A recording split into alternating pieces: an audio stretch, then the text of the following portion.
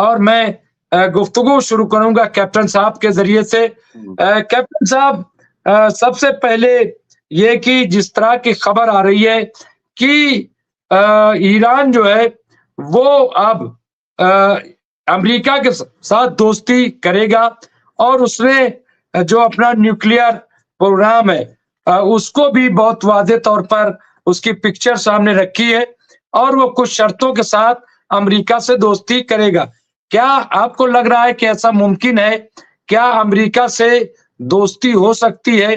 क्या और अमेरिका से दोस्ती होगी तो चीन का जो मामला है, रूस का जो मामला है, हाँ? या और जो सारे जो मिडिल ईस्ट में जो एक खाप बन रहा था, वो कैसे इसको देखते हैं?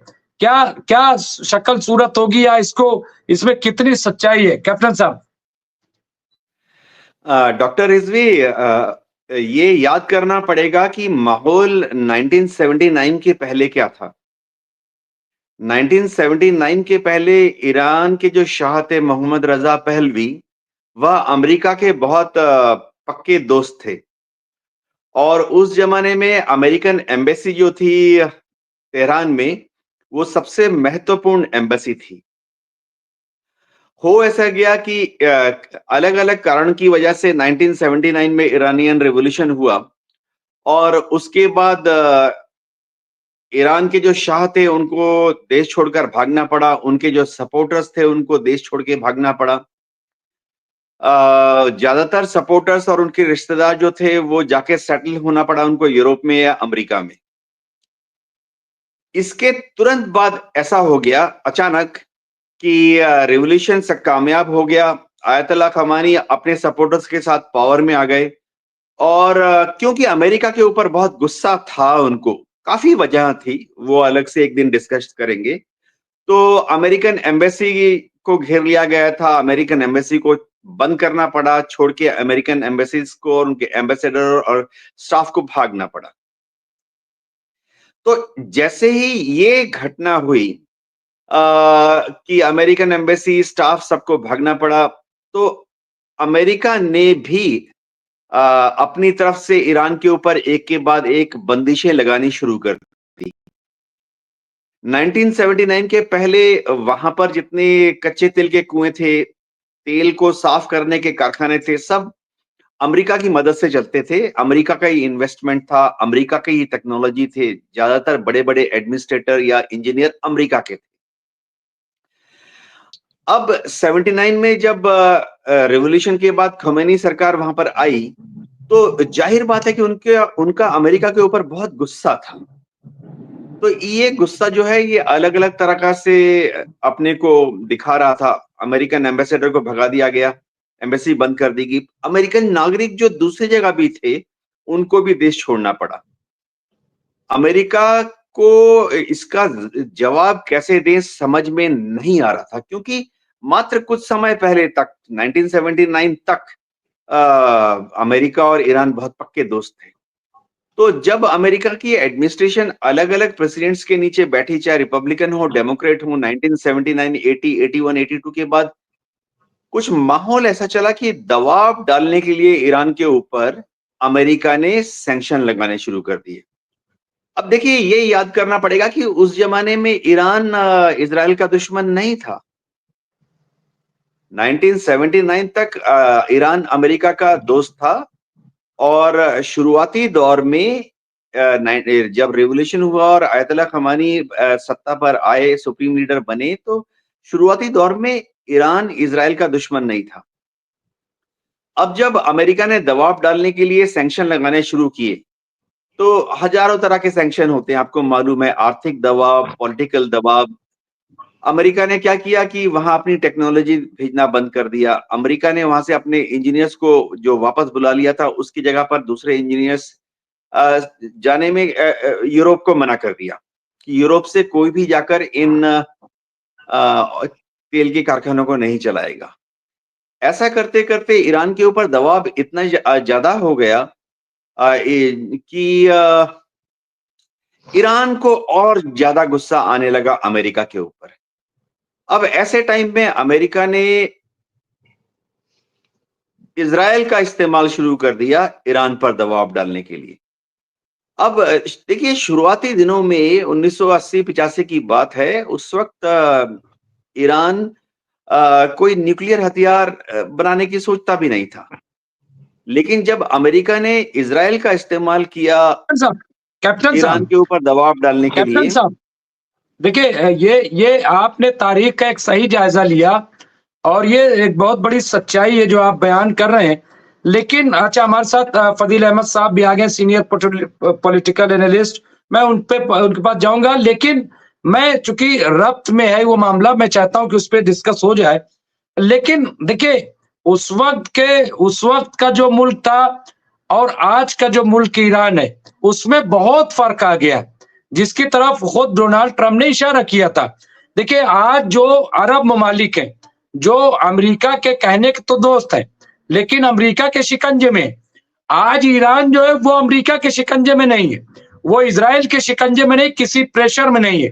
पाबंदियां झेल रहा है वो, ठीक है। आपने खुद ही कहा था कि इतनी सैंक्शन लगाने के बावजूद ईरान खड़ा हो गया अपने दम पे, अपने पैर पे।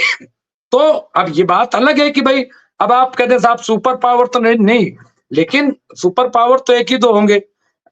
लेकिन इसके बावजूद तो अब उस वक्त जो ईरान था शाह पहलवी के दौर में, वो जो सूरत थी और आज की जो सूरत है, क्या उसमें आप एक फर्क नहीं देख रहे हैं? क्या जो रिश्तों का पैमाना होगा, क्या वो बदलेगा नहीं? और आज जबकि चीन जो है वो मुंह फैलाए खड़ा हुआ है, रूस जो है वो मुंह फैलाए खड़ा हुआ है, फिर सऊदी और ईरान दोस्त हो गए बड़े गहरे, आज भी जो है और उसको कैसे बढ़ाने की कोशिश कर। तो ये तमाम जो चीजें ऐसे में मतलब किस तरह का, किस पैमाने का दोस्ताना होगा, मैं ये जानना चाहता हूँ कैप्टन साहब। जी हाँ, देखिए डोनाल्ड ट्रंप को एक नया खेल खेलना शुरू करना पड़ेगा। डोनाल्ड ट्रंप जो हैं वो डेफिनेटली चाहेंगे कि दुनिया में ईरान के साथ वही व्यवहार किया जाए जो कि अमेरिका दुनिया के दूसरे दोस्त मुल्कों के साथ करना चाहता है। अब इसे पुराने जमाने में, पुराने पॉलिटिकल साइंस में बोलते थे स्फीयर ऑफ इन्फ्लुएंस, कि आप दुनिया के दूसरे देशों से दोस्ताना रिश्ता बढ़ाएं और उनको अपनी तरह बना लें। तो अमेरिका चाहेगा, डोनाल्ड ट्रंप चाहेंगे कि ईरान के साथ दोस्ताना रिलेशन बढ़ाए जाएं और आस्ते-आस्ते ईरान को अपनी तरह कर लें। इसके लिए पहले तो अमेरिका को समझना पड़ेगा कि ईरान क्या चाहता है। पहली चीज है कि ईरान नाराज क्यों है? ईरान नाराज इसलिए है, 3 वजह। एक तो अमेरिका ने पिछले 40 साल में ईरान के ऊपर 4000 से ज्यादा, करीबन 4500 रेस्ट्रिक्शंस, प्रतिबंध लगाए हैं। तो ईरान नाराज है। ईरान चाहता है कि अमेरिका आस्ते-आस्ते इन रेस्ट्रिक्शंस को हटा दे। मेरे ख्याल से डोनाल्ड ट्रंप का एडमिनिस्ट्रेशन इस चीज को सोचेगा और आस्ते-आस्ते इन रेस्ट्रिक्शंस को हटाना शुरू करेगा, कम कर देगा। दूसरी चीज है कि ईरान क्यों नाराज है इजराइल से? क्योंकि अमेरिका ने इजराइल का एक बड़ा नाजायज इस्तेमाल करते हुए इजराइल की जो रिसोर्सेस हैं उनका इस्तेमाल करके अमेरिका ने ईरान के ऊपर, ईरान के साइंटिस्ट के ऊपर और हालिया सालों में ईरान के ईरानियन रेवोल्यूशनरी गार्ड्स के कमांडर्स पर और ईरान का इस्तेमाल करते हुए अमेरिका ने ईरान के जो न्यूक्लियर साइंटिस्ट हैं उनके ऊपर भी हमले किए। तो जब पर्दे के पीछे बात होगी तो ईरान डेफिनेटली बोलेगा कि अमेरिका के साथ रिश्ते सुधर सकते हैं, इजराइल के साथ भी रिश्ते सुधर सकते हैं, बशर्ते ईरान के जो आईआरजी के कमांडर हैं उनके ऊपर हमले बंद हो जाएं, ईरान के जो साइंटिस्ट हैं, न्यूक्लियर साइंटिस्ट हैं, उनके पास हमला ना हो। और सबसे बड़ी बात है, ईरान जो छुप-छुप कर इजराइल जो छुप-छुप कर ईरान के न्यूक्लियर रिसर्च फैसिलिटीज पर हमले करता रहा है, मोसाद का इस्तेमाल करते हुए, उसको बंद किया जाए। मेरे ख्याल से अमेरिका को इन 3 शर्तों को मानने में कोई दिक्कत नहीं होगी कि इजराइल को काबू में कर लेगा अमेरिका और बोलेगा कि आईआरजी कमांडर्स पर हमला मत करो, ईरान के साइंटिस्ट पर हमला मत करो और ईरान की जो न्यूक्लियर रिसर्च फैसिलिटीज हैं उन पर हमला मत करो। और अमेरिका अगर चाहे तो वो इजराइल को ये जो चीजें हैं ये मैच कुछ समय में ही समझा सकता है। यही बहुत बड़ी शुरुआत होगी रिश्तों को नॉर्मलाइज करने की। जी। बिल्कुल तो ये एक बिल्कुल सही कह रहे हैं और चीजें देखिए कैप्टन साहब और फजील साहब, चीजें बदलती हैं, हालात बदलते हैं, हर चीजें एक जैसे नहीं रहती हैं और आज हालात जो है वो बदले हैं और कोरोना के बाद से खास तौर से। और मैं ये भी बता दूं कि ये जो 13-14 महीने का पूरा वाकया है या यूक्रेन और रूस और इजराइल और फिलिस्तीन, इसने भी बहुत कुछ चेंजेस जो है वो किए हैं, बहुत कुछ जो है चीजों को बदला है, सोचने का नजरिया मेरे ख्याल से वो भी काफी तब्दील हुआ है। फजील साहब बहुत बहुत खैर मकदम है। फजील साहब, फजील अहमद साहब सीनियर पॉलिटिकल एनालिस्ट है और बहुत बेहतर तरीके से कल तो इनको मिल गया था कि ये तो स्टोरी लिखें और ये स्टोरी राइटर बड़े अच्छे हो सकते हैं जिस तरह से। और नरेशन देखिए अलग अलग बहुत लोग जो हैं वो जैसे खान सर हैं वो पटना में, तो आप देखिए कि खान सर बज़ाहिर लगेगा कि जैसे मजाक कर रहे हैं या कोई बहुत ऐसे, लेकिन जो थॉट्स है उनकी, जो चीज है कि आप देखिए कितने इजी से चीजों को समझा देते हैं खान सर। तो कई बार मुझे जब ये बोलते हैं हमारे फजील साहब, तो मुझे वो खान सर याद आते हैं कि वो एक एक करके अच्छा चीजें याद हो जाती हैं बिल्कुल से, मतलब वो हवालों से और वो उससे तो एक, तो वो हमारे इस शो के ये खान सर हो गए हैं। तो मैं इनको खान सर के तौर पे यहाँ पे स्वागत करता हूँ, खैर मकदम करता हूँ। फजील साहब मैं वैसे कैप्टन साहब आपसे भी मैं अपडेट अगर कुछ आप ले आए हो तो वो भी अगर कुछ दे दें आपके एतबार से, फिर मैं सोच रहा हूँ फजील साहब से भी अपडेट लेकर के।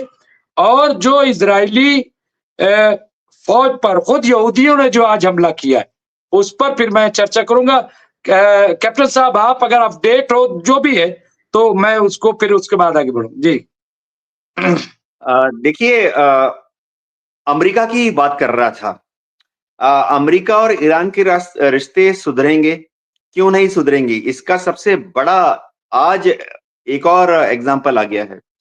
वियतनाम जो कि किसी वक्त अमेरिका के साथ 10 साल तक लड़ाई कर चुका था, आज खबर आई है कि वियतनाम और अमेरिका की दोस्ती अब अच्छी होते-होते इस कदर अच्छी हो गई है कि वियतनाम अमेरिका से F-16 फाइटर विमान खरीदने जा रहा है।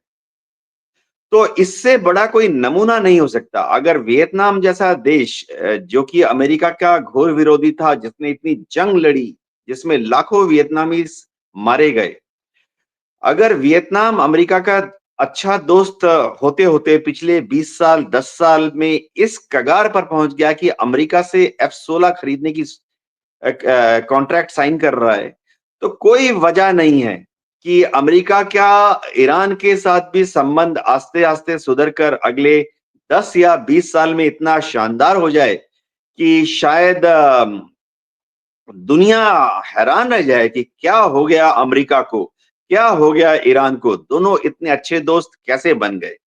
ऐसा होगा और डोनाल्ड ट्रंप कर पाएंगे। जी।